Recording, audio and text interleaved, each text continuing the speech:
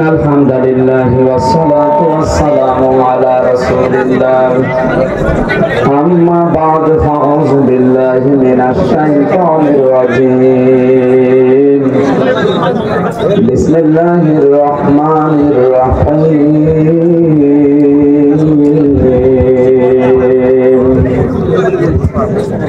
إن الله اشترى من المؤمنين أنفسهم وأموالهم بأن لهم الجنة يقاتلون في سبيل الله فيقتلون ويقتلون وعدا عليه حقا في التوراة والإنجيل والقرآن صدقت يا ربنا. عن أبي هريرة رضي الله تعالى عنه قال قال النبي صلى الله عليه وسلم اتقي دعوة المظلوم فإنها ليس بينه وبين الله حجاب رواه مسلم وما زادهم إلا إيمانا وتسليما.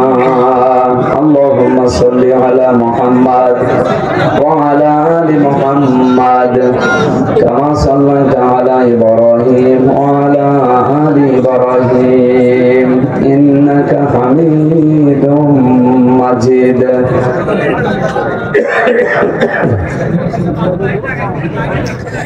اللهم بارك على محمد وعلى آل محمد كما باركت على إبراهيم وعلى آل إبراهيم إنك حميد مجيد. দাও খোদা দাও আমায় আবার তোমার দারাজ দিন দাওয়ালির মতো বীর সেনানি জাগাতে লিখি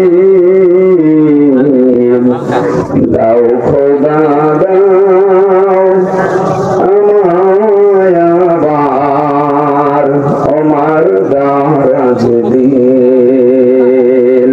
আলহামদুলিল্লাহ। নোয়াখালী সদর হাজিরহাট ধর্মপুর সন্দীপ পাড়া খাদিজাতুল কুবরা রাদিয়াল্লাহু তাআলা আনহা জামে মসজিদ মাদ্রাসা এলাকাবাসী এবং যুব সমাজের উদ্যোগে তাফসীরুল কোরআন মাহফিলের সম্মানিত সভাপতি জনাব আলহাজ কবির উদ্দিন, প্রধান অতিথি 7 নম্বর ধর্মপুর ইউনিয়ন পরিষদের সম্মানিত চেয়ারম্যান অ্যাডভোকেট সিদ্দিকুর রহমান সাবু, বিশেষ মেহমান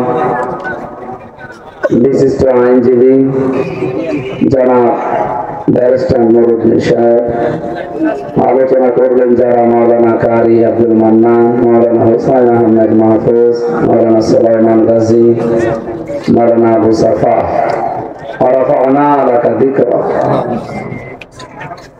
সম্মান মর্যাদা শুধু দুনিয়া না, দুই জগতে যেন আল্লাহ দান করেন, বলেন আমিন। মঞ্চে বসা ওলামায়ে কেরাম, সামনে বসা মুসলমান ভাইরা, পর্দার আড়ালের সম্মানিতা মা এবং বোনেরা, প্রশাসনের ভাইরা, প্রাণ প্রিয় নোয়াখালীবাসী, দল মত নির্বিশেষে কোরআনের এই অনুষ্ঠানে যারা এসেছি খুশি হয়ে বলছে আলহামদুলিল্লাহ। মানে আলেমদের মর্যাদা কামনা করলাম। তাদের আলেম কারা? ইমাম ইবনে তাইমিয়া রাহমাতুল্লাহ আলাইহি লিখেছেন 3টা গুণ যার ভেতরে আছে এই লোকটাকে আলেম বলা যায়। 1 নম্বর যে আল্লাহর কালাম নিয়ে চিন্তা ভাবনা করে, আর এই ধরনের আলেম এখন দিন দিন পৃথিবী থেকে কমে যাচ্ছে। আমাদের 96% মুসলমানের দেশেও এখন এরকম আলেম নেই।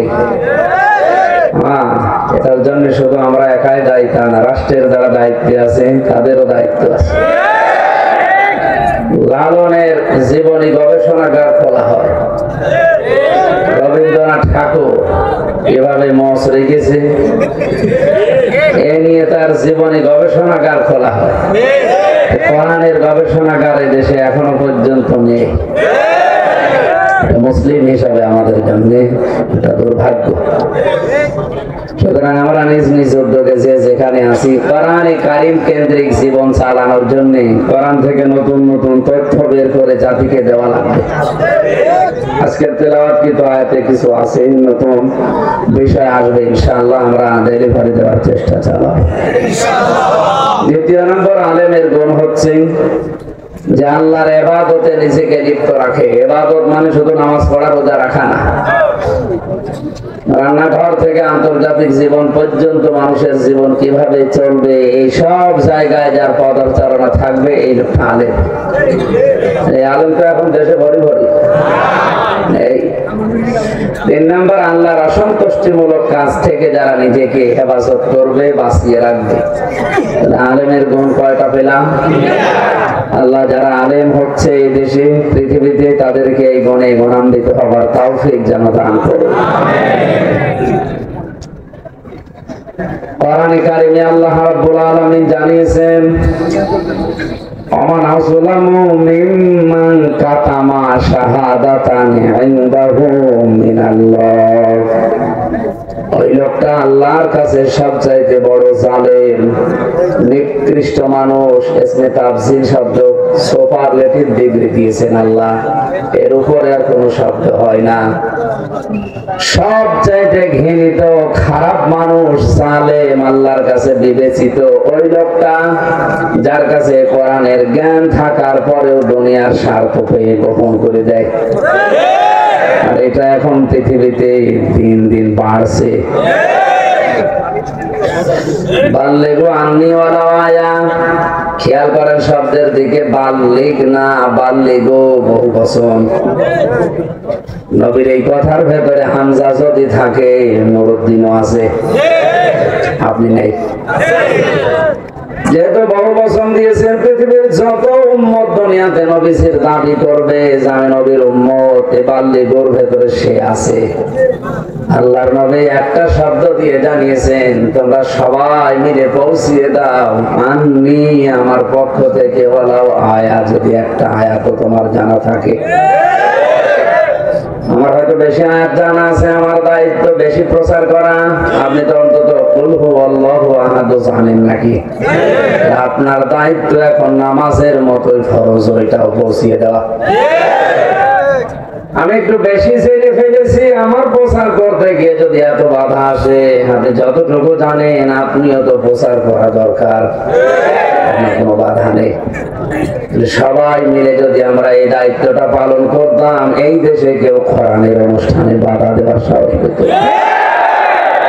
কারণ 96 ভাগ আমরা, 4 ভাগ ওরা।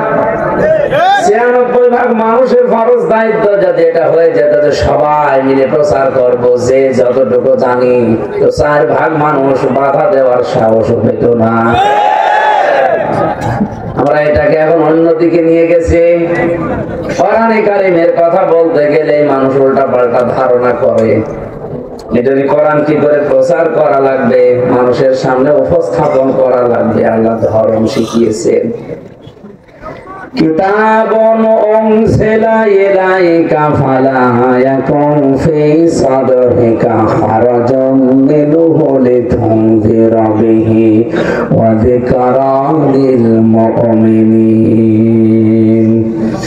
সূরা আরাফের 2 নম্বর আয়াতে আল্লাহ বলেন এই যে কিতাবে কোরআন আপনাকে দিলাম, এটা দিয়ে মানুষকে সতর্ক করবেন, কিন্তু সাবধান। আপনার মনের ভেতরে কোরআন দিয়ে সতর্ক করার সময় যেন কোনো সংকীর্ণতা, কোনো দুর্বলতা, ভয়, ভীতি, সংশয়, সন্দেহ, দুর্বলতা এগুলো কাজ না করে। যিকরা লিল মুমিনিন, কোরআন মুমিনদের জন্য উপদেশ। ইয়াতে হারাজুন শব্দটা আমি পেয়েছি, যতগুলো তাফসীর বিশ্ববিদ্যালয়ে থাকাকালীন আমি মিলিয়েছি, হারাজুনের ব্যাখ্যায় 2টা শব্দ বেশি পাওয়া যায়। 1 নম্বরে ভাবি আপনি কোরআন দিয়ে যখন সতর্ক করবেন, হয়তো অনেক মানুষ আপনার সামনে আছে যারা কোরআনের এই বক্তব্য না বোঝার কারণে রাজনীতি মনে করে বিরোধিতা করবে। এই মানুষ বাংলাদেশে নেই। এটাই বেশি।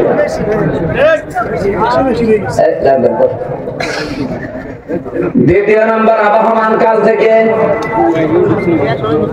অনেক নিয়ম নীতি ইসলাম মনে করে মানুষ পালন করে, বিশেষ করে বাংলাদেশে, ভারতে আর পাকিস্তানে। এদেশে বেশিরভাগই ইসলাম চলে বানানো। বাবা করে গেছে ওই করছে, দাদা করে গেছে ওই করছে। ভালো করে খেয়াল করে, বাবা করেছে এই করছে, দাদা করেছে এই জন্য করছে, এটার নাম ইসলাম না। আল্লাহ কি বলেছে, রাসূল কি করেছে, এটার নাম ইসলাম। এটা বাবা করে গেছে, দাদা করে গেছে, পূর্বপুরুষ করেছে, যেন আমিও করি, এই অভ্যাস, এই চরিত্র কাফেরদের। এটা তো আমি বানালাম।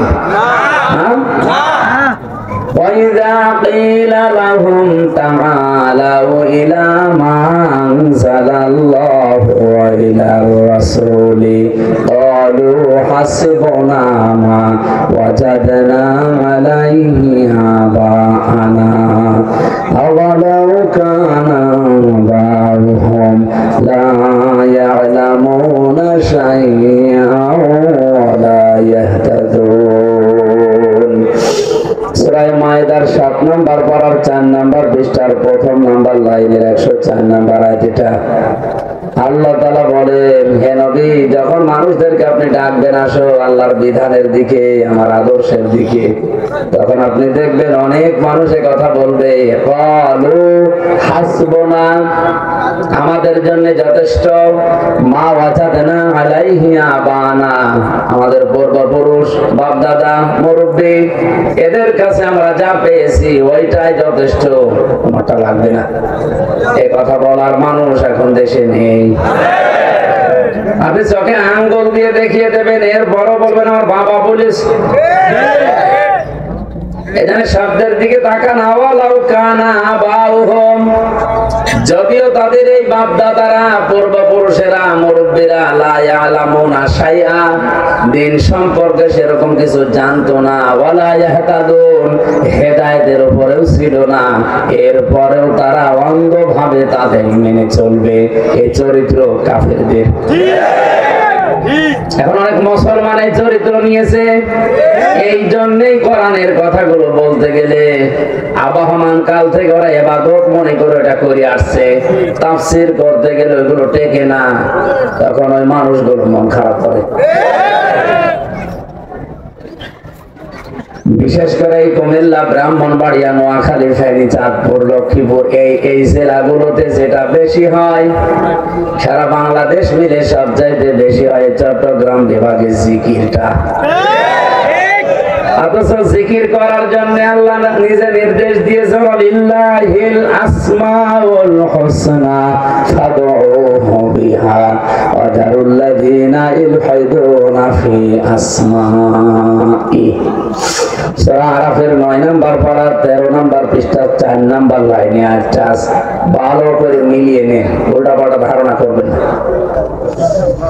আমি আল্লাহর অনেক নাম আছে, যে নামে পারো ডাকো, কিন্তু সাবধান, আমাকে ডাকতে গিয়ে যারা ইলহাদ করেন, এখানে আলেম যারা আছে, ইলহাদ মানে উল্টাপাল্টা করা, আল্লাহর নামকে বিকৃত করা, আল্লাহর নামের সাথে অন্য কাউকে মিলিয়ে ডাকা, এরকম যারা করবে, আমি আল্লাহ নির্দেশ দিলাম তোমরা তাদের সাথে ডাকবা না। শব্দের দিকে খেয়াল করেন, প্রতিটি শব্দ গবেষণামূলক। আল্লাহকে ডাকে না তারা, তা না, কিন্তু আল্লাহকে ডাকার পাশাপাশি আল্লাযীনা লা ইয়াদউনা মা'আল্লাহি ইলাহান, কি করে কি মানুষের দৃষ্টি সবাই দিকে যাচ্ছে, কথা বোঝার সিস্টেম নেই। খালি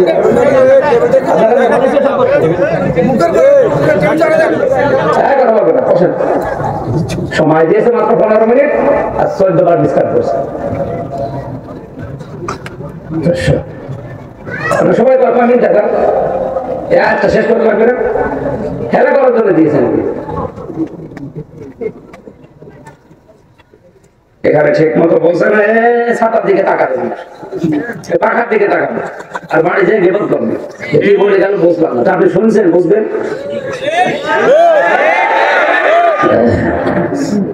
এমনিতে মাইক নিয়েছে একেবারে সেরকম আমার গলা বসে যাচ্ছে আর চারিদিক থেকে ডিস্টার্ব।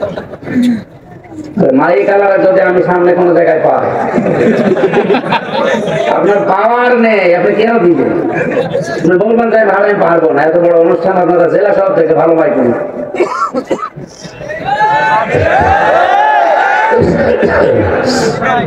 জেলখানাতে আসলে 3 বছর খাবার কি খেয়েছে হয়তো আপনাকে জানেন, এই খাবার খেয়ে বেঁচে থাকা যায়?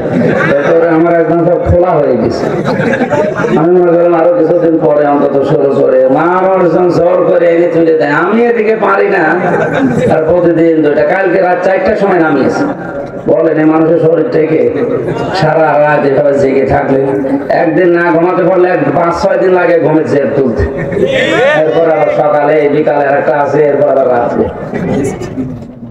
যারা এই আওয়াজ শুনছেন সামনে কোনো অনুষ্ঠান নিলে মাইকটা ভালো রাখবে। এই সমস্ত জিনিস দিয়ে আমাদের গলাটা এখন বসে গেলে কালকের অনুষ্ঠান বন্ধ হয়ে যাবে।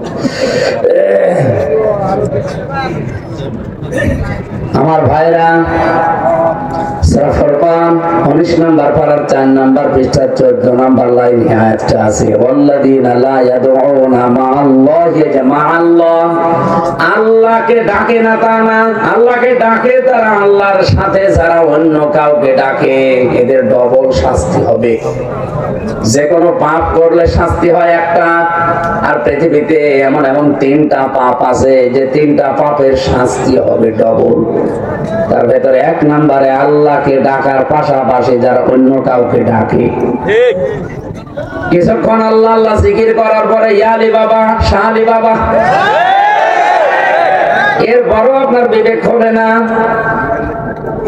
এরা আলেমের নাম নিয়ে হোক, জালেমের নাম নিয়ে হোক, যা করছে এটা কি ইসলাম? এই জন্যই তো কোরআন পড়া দরকার। কোরআনটা যদি আপনি একবারও মাতৃভাষায় পড়তে পারতেন, এই আলেম নামে ভণ্ড গুলো যেগুলো করছে সব আপনি দিকে ফেলতেন। আজকে থেকে সিদ্ধান্ত নেওয়া লাগবে, যতদিন বেঁচে আছি পড়া কোরআন আমি অন্তত আরবির পাশাপাশি মাতৃভাষায় একবার শেষ করবো। 170 বারের উপরে আমি জেলখানায় 3 বছরে শেষ করেছি। এখন আমার কাছে কোরআন শরীফ প্রায় আয়নার মতো মনে হয়। আমার তো বেশি হয়ে গেছে। আপনি 5-6 বার পড়ে দেখেন পুরা কোরআনে, কেউ আর আপনাকে ধোঁকা দিতে পারবে না।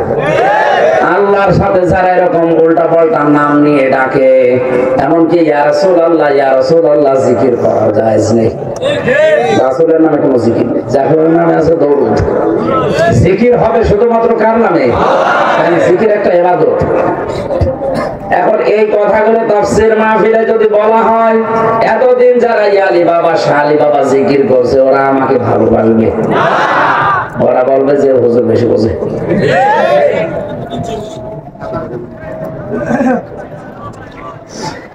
এখানে কোরআন কারীমের কোনো কিছু গোপন যারা করে ওরা আলেম তো দূরের কথা, আসলাম ইসমে তাফসীর, এত বড় কঠিন শব্দ আল্লাহ দিয়েছেন, এর উপর আর কোনো শব্দ আরবিতে নেই। আসলাম সুপারলেটিভ ডিগ্রি ব্যবহার করে আল্লাহ জানিয়েছেন এত বড় জালেম আর আমার কাছে কেউ নেই, যে কোরআনের জ্ঞান আছে অথচ জানার পরও দুনিয়ার স্বার্থ পেয়ে গোপন করে রাখে। এখানে আমাদের সবার উচিত হচ্ছে যতটুকু জানি ওইটাই প্রচার করা, এটা নামাজের মতো ফরজ। তাহলে এই দেশে আর কোরআনের মাহফিল করতে অনুমতি নেওয়া লাগবে না। কি সিস্টেম চালু করেছে দেখেন তো, 14 জায়গায় বলা লাগবে। আমি কি বসে বসে জেনা করছি যে এত কিছু বলা লাগবে? আমরা দেশের নাগরিক, রাষ্ট্রের জনগণ আমরা না? আমাদেরকে পাহারা দেওয়ার দায়িত্ব আপনার, কারণ আমরা আপনার বেতন দেই। একটা অনুষ্ঠানে 14 জায়গায় যাওয়া লাগবে, তারপরও দিতে ছেলে তো হয়, দিতে চাই।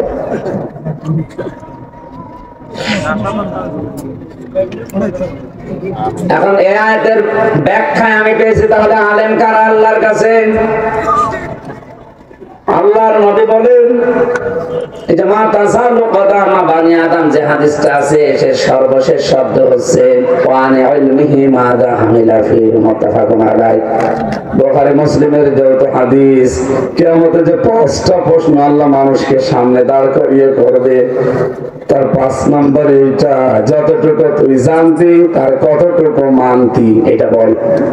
তার মানে জানা অনুযায়ী যে আমল করে এই লোকটা আলেম। আলেমরা আল্লাহর কাছে সবচাইতে বেশি প্রিয়, তার কারণ কি? ইন্নামা ইয়াখশাল্লাহা মিন ইবাদিহিল উলামা। সূরা ফাতিরের 28 নম্বর আয়াতের প্রথম অংশে আছে, আলেম যারা আছেন তাদেরকে বলছে ইন্নামা ইয়াখশাল্লাহু না ইন্নামা ইয়াখশাল্লাহা। কালকে কে যেন বক্তব্য দিচ্ছিল আমার আগে, উনি বলছিল ইন্নামা ইয়াখশাল্লাহু। এই শব্দ যদি কেউ বুঝে শুনে বলে ওর ইমান নষ্ট হয়ে যাবে। কারণ বাংলা অর্থ দাঁড়াবে অবশ্যই আল্লাহ আলেমদের ভয় করে। হা থেকে হু হয়ে গেলে দেখেন আকাশ পাতাল হয়ে যাচ্ছে। অথবা আল্লাহ হা শব্দ দিয়ে বাংলা অর্থ দাঁড়াবে অবশ্যই আলেমরা দুনিয়ায় আল্লাহর বান্দাদের ভেতরে আল্লাহকে বেশি ভয় করে। এটা আমার মনে হয় যারা আলেম তাদের অন্তত আরবি গ্রামারটা কিছু না হলেও কিছু আয়ত্ত থাকা দরকার।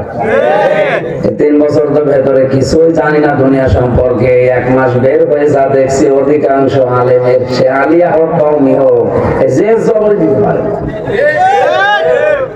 এমন এমন শব্দে ভুল করে যেটা যদি ইচ্ছা করে বলে ইমান চলেই যাবে, না আল্লাহর উপরে দোষারোপ করে। আর সাধারণ মানুষগুলো তেলাওয়াত করে ইদা জাআ নাসরুল্লাহি ওয়াল ফাত। নাসর শব্দের শাব্দিক অর্থ হচ্ছে সাহায্য, আর নুন সিন রা নাসর মানে শকুন। আপনি আল্লাহকে বলবেন যখন আসবে আল্লাহর সাহায্য তখন আপনি বিজয় দেখতে পাবেন। এখন যদি কেউ সিন দিয়ে উচ্চারণ করে বলে ইদা জাআ নাসরুল্লাহি ওয়াল ফাত, যখন আসবে শকুন তখন আপনি সাহায্য দেন। আমি আশা করছি আলেমরা শব্দের দিকে খেয়াল করে করে পড়বে, প্রতিটি শব্দ চিন্তা ভাবনা করার জন্য। হ্যাঁ, আপনি আরবি গ্রামারের লাইনে চিন্তা করেন, অনেক কিছু বের হবে। কোন তথ্য বের করার জন্য ভাবেন, অনেক তথ্য পাবেন। আমি ওদিকে বাদ দিলাম, আমার সময় খুব কম, তো আপনাদের নামাজ পর্যন্ত সময়, এই জন্য আয়াতের দিকে থাকছি। দরুদ আর সালাম পাঠ করার মাধ্যমে সূরা তাওবার 111 নম্বর আয়াত পড়েছি, তা অর্ধেক। এক একটা শব্দে এত কথা আল্লাহ দিয়েছে, কিয়ামত পর্যন্ত যদি কেউ এই আয়াতগুলো নিয়ে আলোচনা করে, পর্যালোচনা করে, কিয়ামত এসে যাবে, তবে আয়াতের কথা শেষ হবে না। তো খেয়াল করে মেলাবেন, অল্প সময় তো। ইন্নাল্লাহ হাশতারা মিনাল মুমিনিনা, অবশ্যই আমি আল্লাহ ক্রয় করে নিয়েছি, না নেব, নিয়েছি। আমি আল্লাহ কিনে নিয়েছি, ক্রয় করে নিয়েছি, মিনাল মুমিনিনা, মুমিনদের কাছ থেকে, আনফুসাহুম তাদের জীবন, ও আমওয়ালাহুম তাদের সম্পদ, বিআন্না লাহুমুল জান্নাহ, বিনিময়ে আমি আল্লাহ তাদের জান্নাত দিয়ে দিয়েছি।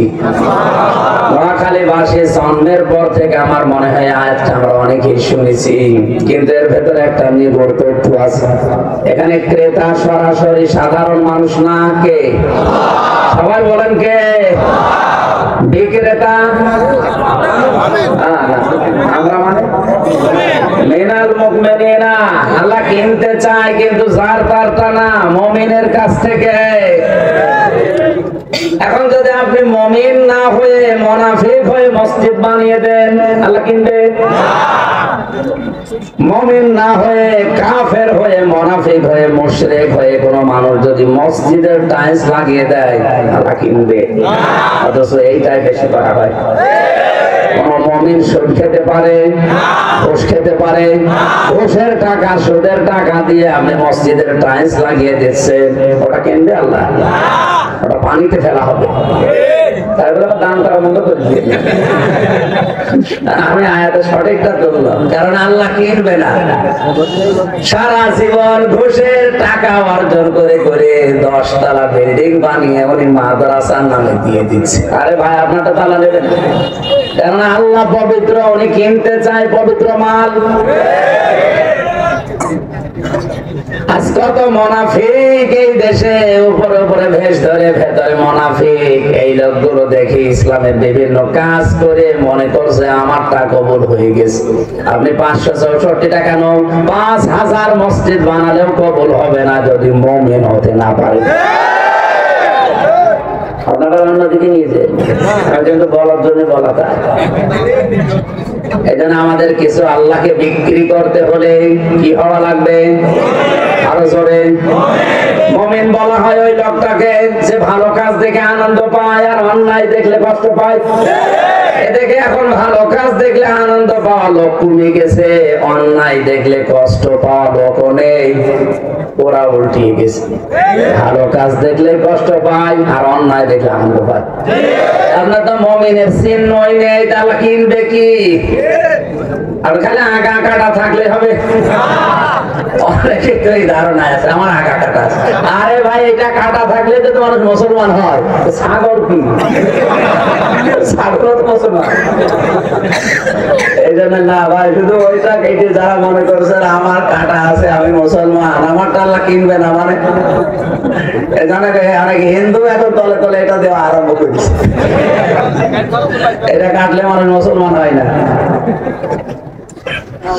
ইব্রাহিম আলাইহিস সালাম করেছিলেন, এই হিসাবে আমরা তার সন্তান দাবি যারা করি তারা এটা করে। অনেক রোগ বালা থেকে আল্লাহ এটার মাধ্যমে বাঁচিয়ে দেয়। আমার ওইদিকে না বিষয়, আমরা আল্লাহর কাছে কিছু বিক্রি করতে হলে প্রথম শর্ত মুমিন হওয়া লাগবে।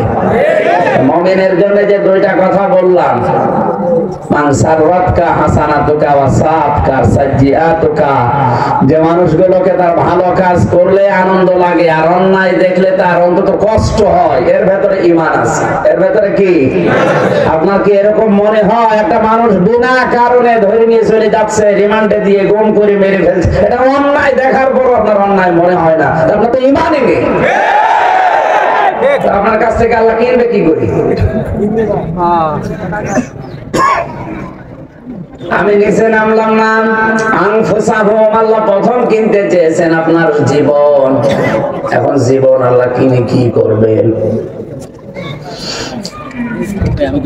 আসল কথা হচ্ছে আমার আল্লাহ যখন জীবন কিনতে চান, কোন অপবিত্র জীবন কিনবেন না, পবিত্র জীবন কিনবেন। আর জীবন পবিত্র করার জন্য বারবার গোসল করা লাগবে।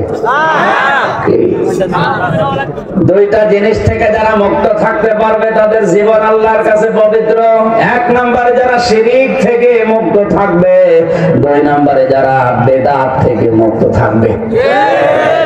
কালকে একটা হাদিস পড়ছিলাম তিরমিজি শরীফের, নবীজি বলেন দুইটা শ্রেণীর মানুষের জন্য আমি আল্লাহর নবী কিয়ামতে সুপারিশ করব না, আমার সুপারিশ তাদের জন্য হারাম। এক নম্বরে দুনিয়ায় যারা বেদাত করে, দুই নম্বরে যে মানুষগুলো জালেম শাসকের তোষামতি করে। হাদিসটা না বলে ভালো, এটা তো এদেশে এখন চলে না। দিন দিন যেন বেদাত বেড়ে যাচ্ছে, আর জালেম শাসক যারা পৃথিবীতে তাদের তোষামতিকারী মানুষও বাড়ছে। আল্লাহর নবীর সুপারিশ থেকে আপনি বঞ্চিত হয়ে যাবেন। এই জন্য আমরা যদি জান আল্লাহর কাছে বিক্রি করতে চাই, আমাদের প্রথম শর্ত হচ্ছে শিরিক এবং বেদাত থেকে বেঁচে থাকা লাগবে। এখানে কাবা শরীফ তাওয়াফ করার সময় আল্লাহ এই কথা আমার মুখ দিয়ে বের করে নিয়েছেন, ওই হামজা বল লাব্বাইক লা শারীকা লাক লাব্বাইক। হে আল্লাহ, আমি উপস্থিত হয়েছি, আমি কিন্তু মুশরিক না। এই কথা আগে আমার মুখ দিয়ে আল্লাহ বের করে নেয়, এরপরে বলা লাগে ইন্নাল হামদা ওয়াল মুলকা ওয়ান নি'মাতা লাকা লা শারীকা লাক লাব্বাইক। আবার যখন বিদায় তাওয়াফ করে আসার সময় মানুষ কাবা ঘর চক্কর দিতে থাকে, শেষ কথা এটা বলা লাগে লা শারীকা লাক লাব্বাইক। হে আল্লাহ, আমি উপস্থিত হয়েছিলাম, আবার চলে যাচ্ছি, কিন্তু আমি মুশরিক। আমি কি মুশরিক না। অথচ গভীর ষড়যন্ত্র চলছে এই বাংলাদেশে, জাতিকে আজ মুশরিক বানানোর চিন্তা ভাবনায় অনেকে গোপনে লেগে পড়েছে। শিরিক করলে জীবন যেহেতু অপবিত্র হয়ে যায়, আল্লাহ তখন আর কিনবে না। ওরা খুব সূক্ষ্ম ভাবে আগাচ্ছে। নবীজির চাচা আবু তালেব সারা জীবন নবীকে ভালোবাসা দিয়েছিল, কিন্তু লোকটা মুশরিক ছিল। এই কারণে নবীজি তার কবরের পাশে দোয়া করার পরও আল্লাহ হাত ফেরত দিয়েছিলেন। বিশ্বনবী তার চাচা আবু তালিবের জন্য হাত তুলে দোয়া করেছেন, রব্বুল আলামিন তুমি আমার চাচাকে মাফ করে দাও। আল্লাহ পাক ফেরেশতা পাঠিয়ে বললেন হাত নামান। কার জন্য হাত তুলেছে? এই লোকটা আপনার চাচা, আল্লাহ জানে। সারা জীবন আপনাকে কোলে নিয়ে কাকে নিয়ে জমা দিয়ে পিঠে নিয়ে মানুষ করেছে, আল্লাহ দেখেছে, কিন্তু লোকটা তো মুশরিক। এই যে পরের আয়াতে আছে মা কানা লিন-নাবিয়্যি ওয়াল্লাযীনা আমানু আইয়াস্তাগফিরু লিল-মুশরিকিন ওয়ালাউ কানু উলি কুরবা মিন বা'দি মা তাবায়্যানা লাহুম আন্নাহুম আসহাবুল জাহিম। নবী হাত নামান। কোন নবীর জন্য, কোন ইমানদারের জন্য এটা জায়েজ না, শোভনীয় না, উচিত না। এটা বৈধ নয় যে কোন মুশরিকের জন্য আল্লাহর কাছে সে ক্ষমা চাবে। এটা শুধু ইমানদারকে না, নবীকে পর্যন্ত আল্লাহ আদেশ দিচ্ছেন। যদিও এটা আপনার নিকট আত্মীয় হয়। নোয়াখালীবাসী একটু বিবেক খাটান যে নবী জীবনে হাত তোলা লাগেনি, মনের ভেতরে কামনা বাসনা আসলে কবুল হয়ে গেছে। সেই লোকটা আজ হাত তুলে বসে আছে চাচার কবরের পাশে, আল্লাহ হাত ফেরত দিয়ে বলছে হাত নামান। এই লোকটা মুশরিক, এর জন্য কেন দোয়া করবেন? আপনার জন্যও জায়েজ না। মুশরিক মারা গেলে আপন চাচা নবীজির জন্য দোয়া করা যদি জায়েজ না হয়, আল্লাহ হাত নামিয়ে দেয়। বাংলাদেশে এখন টাটকা মুশরিক মরে যায়, আর আমরা দোয়া করে জান্নাতে দিয়ে আসি। ধোকা দিয়ে ওদেরকে আমরা বোকা বানাচ্ছি। ওরাও মনে করছে না, এত বড় হুজুর যখন দোয়া করছে এই হবে। আরে আমি রামজা দুপুরের কাবার ইমাম দোয়া করলেও হবে না, মুশরিকের জন্য হবে।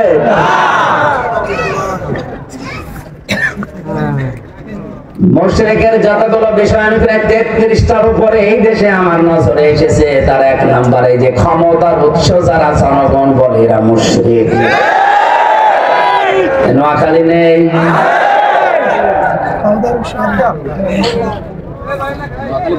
এটা কোরআনে কারিমের আয়াতের সাথে পুরোপুরি সাংঘর্ষিক। এজন্য এই বিশ্বাসে যারা আছেন এই মুহূর্তে আপনি ওটা ছেড়ে দেন। আপনি মানতে পারেন না সেটা আলাদা। ক্ষমতার মালিক একমাত্র আল্লাহ।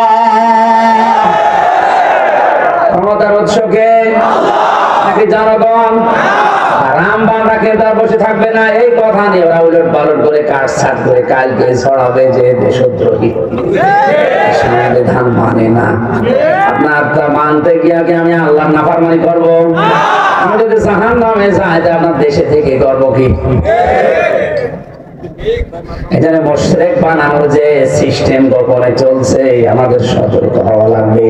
জীবন যদি আল্লাহর কাছে বিক্রি করতে চায়, আল্লাহর কসম শিরক মুক্ত, বেদাত মুক্ত হওয়া লাগবে।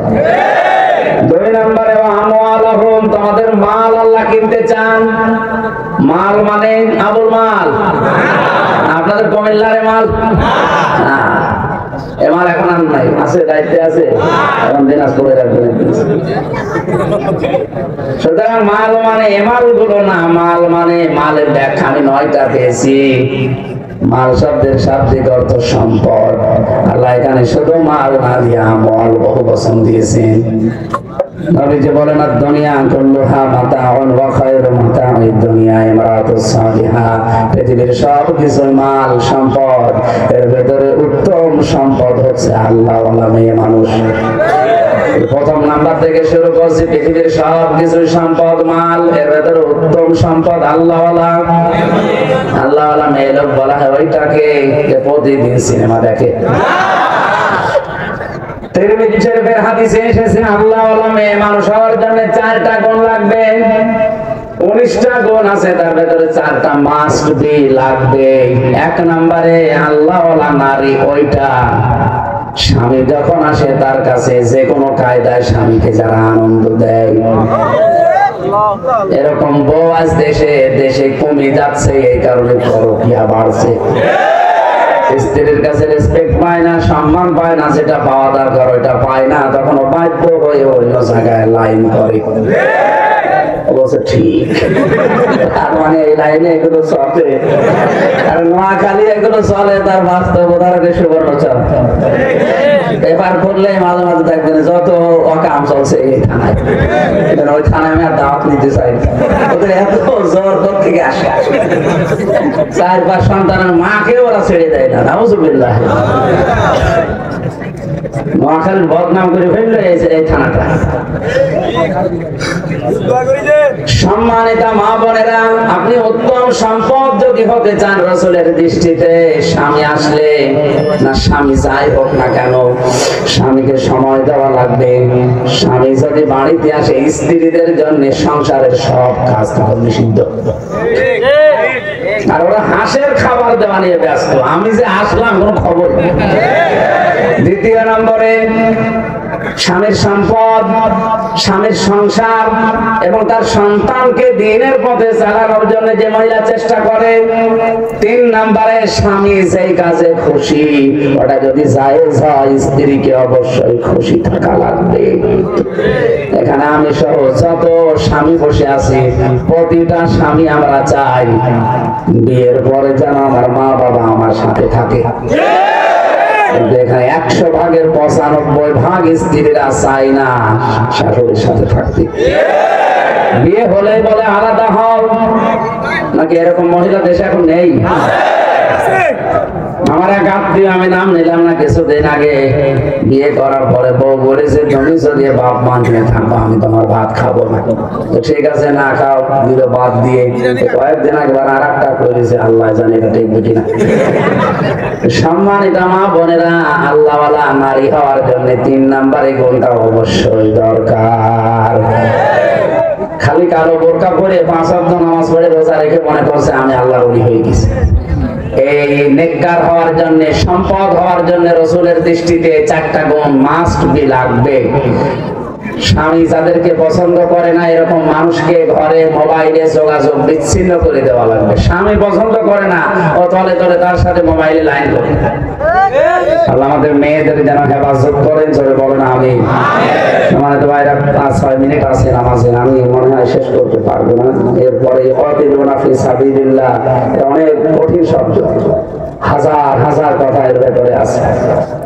আবার সামনে যদি নিয়ে আসেন, আরো আগে তুললে ভালো হতো। আমি তো এসেছি সেই রাত 4টার দিকে, 5টার দিকে। না ভাই, সময় দেওয়া যাবে না, কারণ আমার মাসর থেকে আবার সেই ব্রাহ্মণপাড়া কুমিল্লা, এখন না গেলে আমি পাবো না। এগুলো সিরিয়াল হিসাবে নেওয়ার 2 মিনিট 5 মিনিটে এদিক ওদিক করার কায়দা নেই। ম্যাডামের কাছেও যেতে পারছি না, আপনি 3 বছর পরে বের হয়ে বাড়ি থাকবো, তাও সময় নেই। আর আগামীতে সামনে নিয়ে আসলে 15 তারিখে কলে যেন আছে নাকি 23 তারিখে, ওখানে এসে কথা, ওখানে রাত 9টা থেকে অন্তত 11টা-12টা পর্যন্ত চালাবো। আল্লাহুম্মা আমিন। এখানেই নামাজ পড়বেন, আর 4-5 মিনিট আছে, এখানেই নামাজ পড়ে যাবেন। রব্বানা আতিনা ফিদ দুনিয়া হাসানা ওয়া ফিল আখিরাতি হাসানা ওয়া কিনা আযাবান নার ওয়া আদখিলনাল জান্নাতা মা'আল আবরার ইয়া আজিজ ইয়া গফফার ইয়া রাব্বাল আলামিন। নোয়াখালী সদর থানার দিকে দিনের বেলা তোমার নজরটা দিয়ে দেখো আল্লাহ, হাজার হাজার মানুষ পছন্দ গরমে সূর্যের তাপের ভেতরে বসে কোরআনে কারীম চাদর পাখির মতো শুনছিল। কোরআন শোনার জন্য যারা এত পাগল, এই মানুষগুলোকে তুমি অমরের মতো হেদায়েত দিয়ে দাও। মাহফিলটা বাস্তবায়ন করার জন্য আমার ভাই জামিল সহ মাহফুজ সহ নামনা জানা যত মানুষ চেষ্টা চালিয়েছে, আল্লাহ তুমি তাদের সাহায্যকারী হয়ে যাও। যে কথাগুলো অল্প সময়ের ভেতরে শুনেছি, 5 মতো আয়েশার মতো বানিয়ে দাও।